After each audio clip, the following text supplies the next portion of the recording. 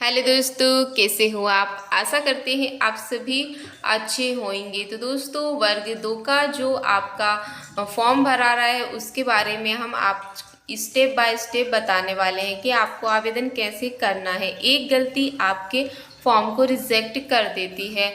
आपने यानी कि वर्ग 2 के जो आवेदन चयन परीक्षा के लिए हो रहे हैं वही कर सकते हैं जिन्होंने क्या है कि पात्रता परीक्षा पास की है। तो पात्रता परीक्षा पास करते समय आपने क्या होगी, आपकी प्रोफाइल बनी होगी। उसी प्रोफाइल से आपका जो वर्ग 2 चयन का आवेदन होगा वो वही प्रोफाइल से होगा। सबसे पहले फॉर्म भरने से पहले यदि आप अपनी प्रोफाइल अपडेट करवाना चाहते हो, जैसे कि उसमें फ़ोटो चेंज करना हो या साइन चेंज करना हो, तो पहले आप यानी कि प्रोफाइल को अपडेट कर लें, इसके बाद ही फॉर्म भरें। नहीं तो आपकी एक गलती भी आपके फॉर्म को रिजेक्ट कर सकती है, क्योंकि प्रोफाइल से ही आपका आवेदन होगा। आपकी जो 1 नंबर से लेकर 17 नंबर तक की जो जानकारी है यानी कि व्यक्तिगत जानकारी है, और ये जानकारी आपको प्रोफाइल से ही पूरी जानकारी, आपको बार बार भरने की ज़रूरत बिल्कुल भी नहीं होगी। 1 नंबर से 17 तक जो भी जानकारी होगी आपकी प्रोफाइल में होगी अपडेट। वही जानकारी आपकी व्यक्तिगत विवरण, जैसे कि आपका जो पंजीयन क्रमांक है, आवेदक का नाम, आपके पिता का नाम आदि जो जानकारी है आपकी सेम रहने वाली है। इसमें कोई चेंज नहीं होगा। जो आपकी पहले की प्रोफाइल बनी थी वही पूरा अपडेट आपके यानी कि इस आवेदन में अपने आप हो जाएगा। केवल आपको प्रोफाइल पहले सबसे पहले फॉर्म भरने से पहले प्रोफाइल अपडेट कर लेनी है। यदि नहीं करना है, वही प्रोफाइल से भरना है फॉर्म, तो उसी से आपका फॉर्म भरा जाएगा।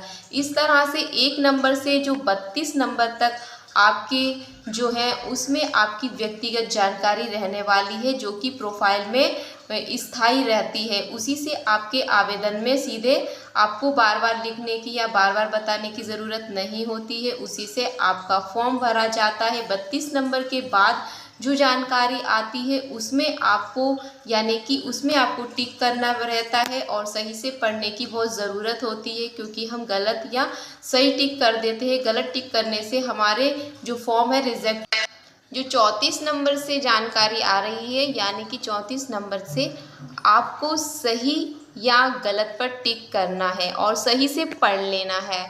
जैसे कि मध्य प्रदेश के स्थायी मूल निवासी के लिए आयु सीमा में छूट जानकारी यदि है, हाँ, यदि आप यानी कि आयु सीमा में आपको छूट मिलती है तो हाँ करिएगा, वरना नहीं पर टिक करना है, क्योंकि जो क्रॉस का निशान आता है वहीं से आपको अब यानी कि हाँ और ना पे क्लिक करना है। तो दोस्तों, जैसे कि 35 नंबर पर यदि आप भूतपूर्व सैनिक हो या सेवा की आदि जानकारी हाँ या ना में टिक करना है। इसी तरह से आप यानी कि जो 1963 के बाद राष्ट्रीय छात्र सेवा में भूतपूर्व सैनिक अनुदेशक आदि, इसमें भी हाँ या ना पे टिक करना है। इसी तरह से क्या आप मध्य प्रदेश शासन में यानी कि आप कर्मचारी हो, हाँ या ना पे टिक कर सकते हो। इस तरह से आपको पूरा एक पढ़ लेना है। इसी तरह से क्या आप विधवा या तलाकशुदा हो, हाँ तो या ना में आंसर करना है आपका। जैसे कि आप क्या अतिथि शिक्षक हो तो क्या आपने 200 दिवस कार्य किया है 3 सत्र में। यदि आपने 3 सत्र में 200 दिवस कार्य किया है तो हाँ कर सकते हो। यदि आपने नहीं किया है तो इसमें आप ना कर सकते हो। इसी तरह से आपको हाँ और ना में आंसर करना है, लेकिन हाँ और ना करने से पहले आप इस बात को बिल्कुल ध्यान दीजिएगा कि हम जो पढ़ रहे हैं, हम जो टिक कर रहे हैं, जो भी जानकारी हम भर रहे हैं फॉर्म में, वो सही होना चाहिए, एकदम सटीक। गलत जानकारी भरने से आपका फॉर्म रिजेक्ट हो सकता है। इसको भी आप पढ़ लें। जैसे कि क्या आप आरक्षण में आते हैं, एसटी ओबीसी जो भी आरक्षण में आते हैं, तो इसमें भी हाँ और ना पर क्लिक करिएगा। इसी तरह 47 नंबर विषय का चयन करें। पात्रता परीक्षा, रोल नंबर, श्रेणी, दिव्यांग,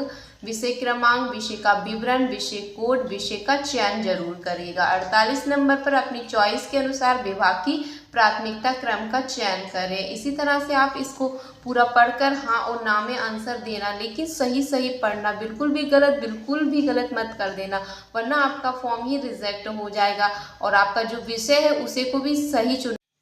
इसी तरह जैसे कि 49 नंबर पर मध्य प्रदेश राज्य के रोजगार कार्यालय में जीवित पंजीयन होना अनिवार्य है। आपका जो रोजगार पंजीयन है उसको अपडेट करा लेना। यदि उसकी डेट निकल गई हो, नहीं निकली हो तो उसको वैसे ही रहने देना, क्योंकि रोजगार पंजीयन होना बहुत ज़रूरी है। रोजगार पंजीयन के बिना आपका फॉर्म नहीं भराया जाएगा। तो दोस्तों आपको इसी तरह से जो परीक्षा का जो शहर होता है आपको चुनना होता है 4 शहरों के नाम, जिसमें आपके जो नज़दीक हो उन्हीं को आपको सेलेक्ट करना है, जिससे आप एग्ज़ाम आसानी से दे सके, पहुंच सके। जैसे कि यहाँ पर हमने टिक किया है प्राथमिकता के स्तर पर।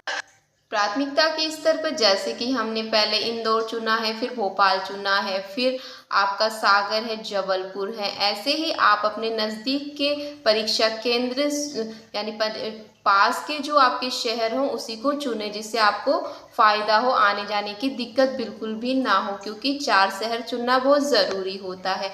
मध्य प्रदेश राज्य के रोजगार कार्यालय में जीवित प्रमाण पत्र, ये आपको मैंने पहले भी बता दिया है कि आपका सबसे बड़ा यही परेशानी आ रही है लोगों को, क्योंकि अभी पोर्टल भी बंद बताया जा रहा है। आपका रोजगार कार्यालय का जो प्रमाण पत्र है जिसका अभी डेट नहीं निकली है उसके फॉर्म तो डले जा रहे हैं, लेकिन जिनकी डेट निकल रही है वो इसमें बहुत परेशानी आ रही है कि आपका रोजगार कार्यालय में आपका जो प्रमाण पंजीयन है वो डेट निकल गई है तो वो पंजीयन नहीं हो पा रहा है। हो सकता है कि ये पोर्टल अभी 1-2 दिन में चालू हो जाए, लेकिन यानी कि 11 तारीख से ये पोर्टल चालू होगा, जिससे आपका ये अपडेट हो सकता है कि आपके आवेदन की तारीख भी आगे बढ़ जाए। लेकिन जैसे ही ये खुलेगा तो आप ज़रूर से आपका जो अपडेट करवाना है रोजगार कार्यालय में तो आप ज़रूर से करवा लें। और सबसे बड़ी बात ये है कि आपको अपनी प्रोफाइल अपडेट करके ही आपको अपना फॉर्म डालना है। यदि प्रोफाइल अपडेट नहीं करना है तो आपके प्रोफाइल से ही आपका जो आवेदन फॉर्म है वो भरा सकता है, भरा जाएगा उसी प्रोफाइल से। तो दोस्तों वीडियो अच्छी लगी हो तो चैनल को सब्सक्राइब जरूर करें। ESB का कोई भी एग्ज़ाम देते हैं तो हमारी प्रोफाइल जरूर बनती होती है। आपने पात्रता परीक्षा या कोई भी एग्ज़ाम दिया हो तो आपकी प्रोफाइल बनी जरूरी होगी, उसी से आपका फॉर्म डलेगा। तो धन्यवाद दोस्तों, नेक्स्ट वीडियो में मिलेंगे।